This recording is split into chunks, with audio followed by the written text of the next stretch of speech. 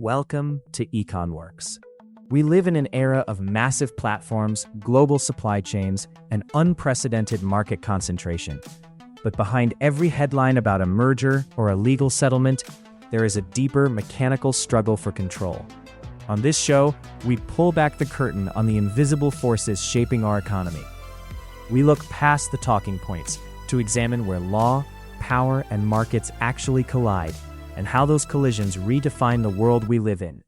Coming to you from the EconWorks desk, we're diving into a breakdown of the systems that run our modern life.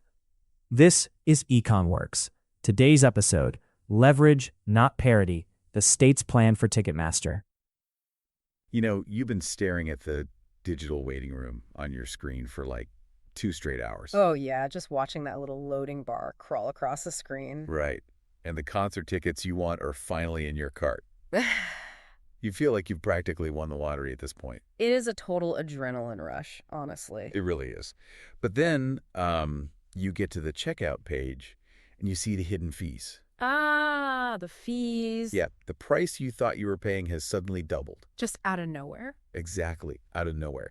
You are furious, you're frustrated, but you know what you do. You type in your credit card number and you pay it anyway. Because you have to. Because there is literally only one company selling them. You have absolutely no other choice. Yeah, that's the painful reality of it. And for decades, the assumption in the United States has been that when a company gets that massive, you know, when it completely dominates a market to the point where you have no alternatives, the federal government is really the only power capable of stepping in and stopping them. That's always been the conventional wisdom, yeah. But recently, a rebellion of rogue states just proved that foundational assumption completely wrong. Completely flip it on its head. So welcome to today's deep dive. If you follow the endless headlines about, you know, monopolies, government crackdowns, and corporate regulation, but you want to know who is actually holding the leash behind the scenes, Right. you are in the exact right place today. It is a phenomenal topic to dig into, honestly, precisely because our standard mental model for how regulation works is just completely outdated. Yeah. We tend to think of antitrust enforcement as this clean, monolithic, top-down process. It's like a straight line. Exactly. The federal government speaks, the giant corporation cowers, and, you know, the market adjusts. Right. But the reality playing out in the courts right now is just far more chaotic. It is this messy, strategic tug of war. And to map out exactly how this hidden tug of war functions, we are pulling from a really brilliant analytical breakdown today. It's such a great source text. It is. It's an article titled, Editing States Aren't the New Antitrust Enforcers. Ticketmaster Shows Why. And our core mission for this deep dive is to explore the true balance of power between state and federal authorities when it comes to regulating these giants that control our daily lives. Yeah, that's the goal. Okay, let's unpack this. Because a single, highly visible company, Ticketmaster, obviously, has accidentally exposed a massive tectonic shift in how antitrust law is actually enforced in the U.S. Ticketmaster really is the perfect mechanism to explain this shift, too. Yeah. I mean, if we look back at the traditional corporate playbook, it was surprisingly straightforward. How so? Well, if your corporation was too big and you got caught engaging in monopolistic behavior, you negotiated with the federal government. Right. You sat down with the Department of Justice or the FTC, you hashed out a deal, maybe you paid a hefty fine. Wrote a big check. Exactly. Wrote a big check, signed a piece of paper promising to play nicer in the future, and the problem just went away. You basically bought global peace. Right, because the feds were the ultimate unquestioned authority in the room. The only ones that mattered. The DOJ drops the hammer, the company pays the toll, and everybody goes home. Yeah. But our source text points to a very specific inciting incident that completely shattered that assumption. Yeah, it really did. The Department of Justice brought an antitrust case against Ticketmaster and its parent company, Live Nation. And as expected, the DOJ eventually reached a settlement. Which is standard. Totally standard. Normally, that is the end of the story. The gavel bangs, we're done. But in this case, something highly, highly unusual happened. The states didn't fall in line. They didn't. Over 30 different states outright rejected the federal deal and decided to continue their own independent litigation against the company. Over 30 states. I mean, when you pause and think about the sheer scale of that defiance, it is staggering. It's massive. Historically, state attorneys general might grumble about a federal settlement, sure. Yeah, make some noise for the press. Exactly. but they usually sign on in the end. They take their piece of the settlement money and they just move on. Right. To have a coalition of that size actively rebel against the DOJ's resolution is a massive deviation from the norm. It's like, okay, think of it like a principal handing out a detention to a really bad student. Okay, I like this. But then 30 different teachers decide that's not enough, and they just lock the kid in the gymnasium instead. That is a perfect analogy. It's just wild. And to understand the mechanics of this, I think we need to throw out the old way of thinking about government power. Oh, entirely. Because the DOJ is essentially a wrecking ball. Right. A single heavy hit. Right. It's one massive centralized entity that comes in for a single devastating strike to regulate a market. But the states acting together like this, they are more like a massive swarm of termites. Termites, yeah. They don't have the sheer blunt force of that federal wrecking ball, but they are attacking the corporate foundation from 30 different angles simultaneously. Just chewing away at it.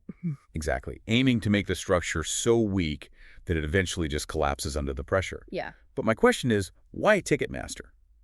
Out of all the monopolies out there, why is this the case that triggered the swarm?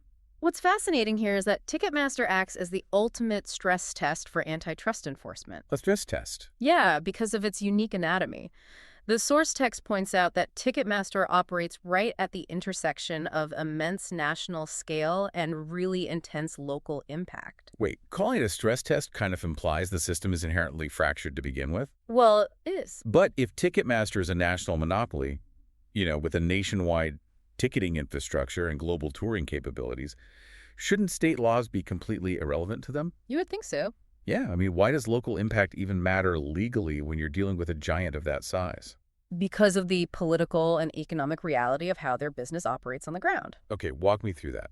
Yes, they have this massive national infrastructure, but the actual impact of their market dominance is felt intensely at the local level. Like at the actual venues. Exactly. It is about specific venues in specific cities being locked into exclusive contracts. Ah, I see. It is about local fans in those cities footing the bill for exorbitant fees just to see a show downtown. Right. The fans are the ones suffering locally. Yeah, and the federal government, they look at the macro data, right? The national market share. The big picture. But state attorneys general are the ones getting the angry phone calls from their actual constituents who feel like they're being extorted. Ah, that makes total sense. It triggers both layers of the American legal system simultaneously. Exactly. The feds are looking at the forest, but the state AGs are staring right at the burning trees in their own backyards. Precisely. And because those 30-plus states went rogue and rejected the DOJ's settlement to protect their own backyards, a whole new narrative has erupted in the media. Oh yeah, I've seen the articles. Right. You are seeing headlines everywhere claiming that state attorneys general are now just as powerful as federal antitrust enforcers. That they're basically running the show now. Exactly. That they're essentially a parallel national force, the new sheriffs in town who can take down a monopoly all on their own. Which leads us to the core debate of the source material. Yes. We need to examine whether that claim, that states are basically the new feds, actually holds up under a microscope. Because it's a bold claim. It is, because the text explicitly tackles the argument for state power. It acknowledges exactly why people think states are these new heavyweights. It points out that states have overlapping jurisdiction. Right. They can sue under federal law, utilizing FTC guides to antitrust laws to build their cases, and they can simultaneously sue under their own specific, sometimes stricter, state laws. Which is a huge double threat. Yeah. So by keeping this case alive post-DOJ settlement, they really project the image of a unified national force. They absolutely project that image. I mean, when you see a press release that says 30 states sue massive tech company, it looks like an unstoppable army marching in lockstep. It sounds terrifying if you're the company. Exactly. And the strongest version of the argument for state power is that when they pool their resources and act together, they can approximate federal power. But I want to push back on that heavily and zero in on a crucial word the author uses right there. Which word? Approximate. Ah, yes. The text notes that states can approximate federal power, but that word is doing a massive amount of heavy lifting. It really is doing a lot of work there. I want to decode this for you listening, because there is a massive difference between looking like a national force in a headline and actually being one in a courtroom. Oh, completely. It feels like an illusion, almost. So how does this overlapping jurisdiction actually function in practice? It is an incredibly perceptive distinction, and it entirely comes down to the actual mechanics of litigation. The difference lies in how that power is exercised on the ground. Let's look at the federal government first. Here. The DOJ operates with what the text calls clean, unified, nationwide authority. Meaning they don't have to check with anyone else. Exactly. They are a single brain, they have one legal strategy, one chain of command, and when they reach a conclusion, they negotiate a single, streamlined, nationwide settlement. So there's no internal friction. Yeah. Just one decision maker deciding the fate of the company. Exactly. Now compare that to the states. Okay. The states are entirely fragmented. To act like a national force, they have to utilize what's called dual sovereignty. It's sovereignty. Right, meaning they are operating under both state and federal frameworks, but they're doing it across dozens of different jurisdictions. Oh, wow. They face massive inherent friction. I mean, we are talking about 30 different state attorneys general. We're all politicians, right? Exactly. These are elected officials, often with completely different political ambitions, different constituent pressures, and completely different legal philosophies. So they aren't a single army at all. Not even close. It's like 30 different generals arguing over the battle plan, just trying to herd cats. That's a great way to put it. Like, if the Attorney General of New York wants a massive financial penalty, but the Attorney General of Texas just wants to ban a specific ticketing practice, they are actively conflicting with each other while trying to sue the exact same company. Yes, and their litigation is fundamentally clumsy because of it. I bet. They have to coordinate discovery, they have to agree on legal theories, and inevitably they disagree on what a win actually looks like. Because a win for New York isn't a win for Texas. Precisely.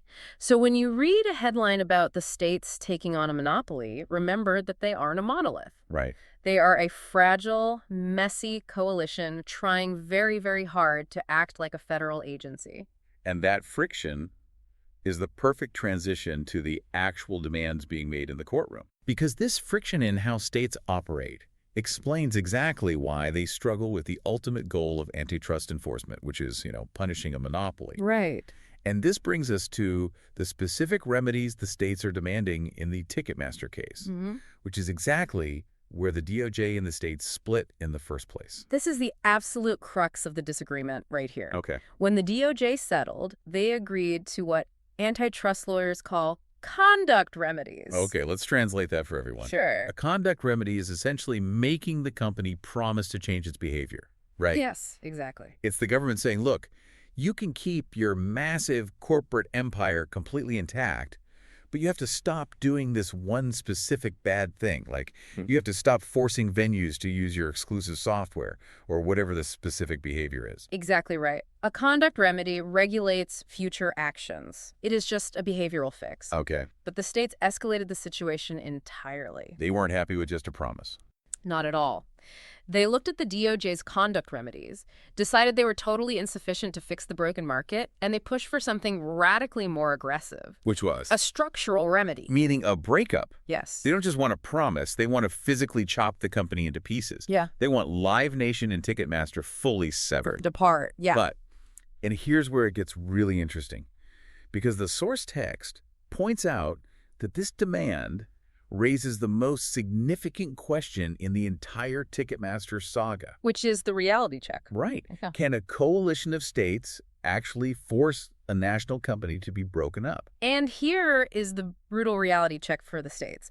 There is a massive structural gap between asking for a breakup in a press conference and actually executing one in a court of law. Right. Talking is easy. Exactly. The text outlines this limitation perfectly.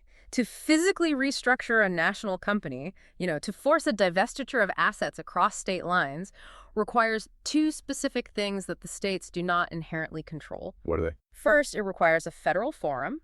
And second, it requires a judge who is willing to impose nationwide relief. Okay, I'm going to make sure I'm fully wrapping my head around the logic there. Sure. A state court judge in, say, Ohio has authority that basically stops at the Ohio border. Correct. They cannot legally order a global corporation headquartered in California to sell off half of its assets nationwide.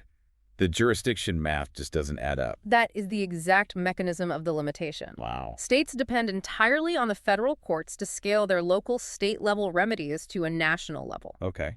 So in practice, states do not break up companies alone. They just can't. They simply do not possess the standalone unilateral authority to chop up a national monopoly. They need a federal judge to essentially adopt their argument and impose it federally. Okay, wait. I have to play devil's advocate here because this seems like a massive contradiction to me. Go for it. If the states know they can't actually break up a company on their own, like if they know they don't have that clean nationwide authority we talked about, why are they doing this? Yes, it's a fair question. Right. Why are 30 state attorneys general spending millions of taxpayer dollars tying up their own legal teams for years and grinding through massive discovery processes just to keep this Ticketmaster litigation alive? If they mathematically cannot swing the axe, why are they spending all this time building the scaffold? That is the million-dollar question. And it leads us directly to the author's ultimate conclusion about the reality of modern antitrust enforcement. Okay. They are doing it because of the true strategic value of the litigation itself. The states are not equals to the federal government. Right. They are not a parallel DOJ. Right. They are force multipliers. Force multipliers. Okay. Yeah. So what does this all mean for the balance of power? If I'm synthesizing this right, the DOJ and the FTC represent centralized authority. They have the power, the jurisdiction, and the nationwide clarity to execute a breakup. Yes. But the states represent something completely different. They represent a decentralized, aggressive, coalition-based pressure system. That is exactly it. They manufacture pressure. Pressure. And this is where we need to talk about the actual cost and risk to the corporation. Oh, this is fascinating. Imagine being the company in this scenario, right? You thought you bought global peace by settling with the DOJ. I paid the fine, you're done. You're popping champagne. But now, because the states kept the case alive, you are facing 30 different discovery processes. Oh, man. You are paying 30 different sets of legal fees to fight battles in multiple jurisdictions. That sounds incredibly expensive. It is. And you are enduring endless localized press cycles, calling you a monopoly in 30 different media markets. Just constant bad PR everywhere. Exactly. The states might not be able to order a breakup on their own, but they generate enough sustained, intense, multi-front pressure to shape what the federal government must eventually do.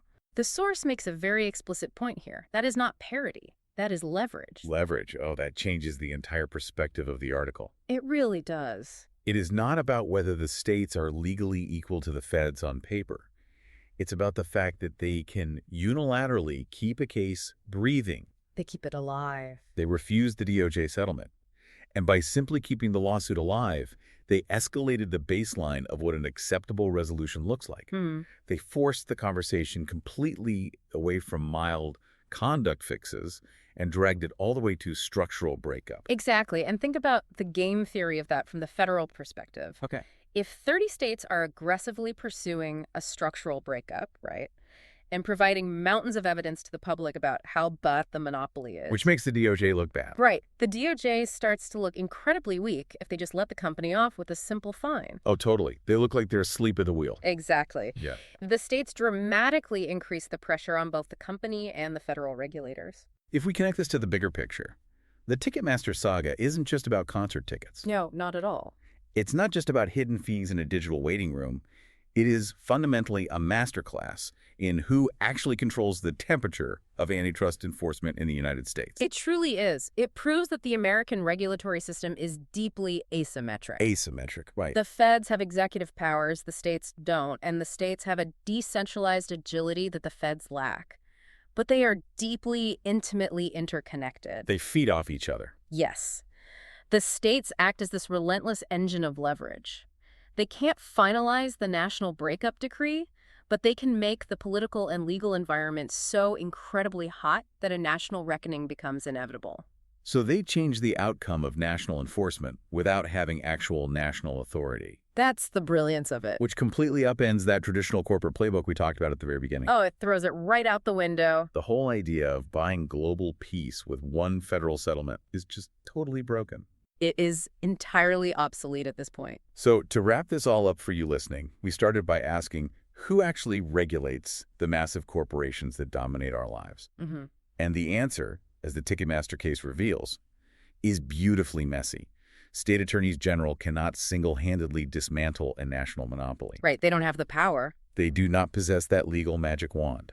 But their ability to reject federal settlements, to pool their resources into these fragile but incredibly potent coalitions, and to relentlessly apply localized legal pressure makes them the ultimate wild card in modern market regulation. A total wild card. They aren't replacing federal power. They are actively reshaping how federal power is forced to act. And if we connect this to the bigger picture, I want to leave you with a final thought to mull over, building directly on the implications of this source text. Lay it on us. We have just seen what happens when 30 combined states act aggressively in the ticketing industry. They force a complete national reckoning and put structural breakups on the table. But what happens when this decentralized, swarm-based strategy is turned toward other massive, entrenched industries? Oh, wow. Like who? Well, think about the dominance of big tech. Yeah. Think about healthcare conglomerates. Think about the rapidly emerging giants in artificial intelligence. That is a scary thought for those companies. If state attorneys general have now fully realized that they don't need federal permission to keep a fight alive, the traditional corporate defense strategy of just settle with the DOJ and you're perfectly safe might be completely dead. The termite swarm figured out how to bring down the house, and the wrecking ball just has to watch. Exactly. It is a whole new game. Yeah. Well, thank you so much for joining us on this deep dive. As always, keep questioning the world around you, look past the headlines, and we will catch you next time. Thanks for tuning into this episode of Econ Works. The goal of this series is to move beyond the surface-level descriptions of how markets work and start looking at the actual architecture of competition. We'll be back soon with another look at where the law and economics meet the market. For the full technical analysis and more from this series, visit us at econworks.com. If you found today's breakdown valuable, please subscribe and share the show. It helps us keep the analysis independent. From all of us here at Econ Works, thanks for listening.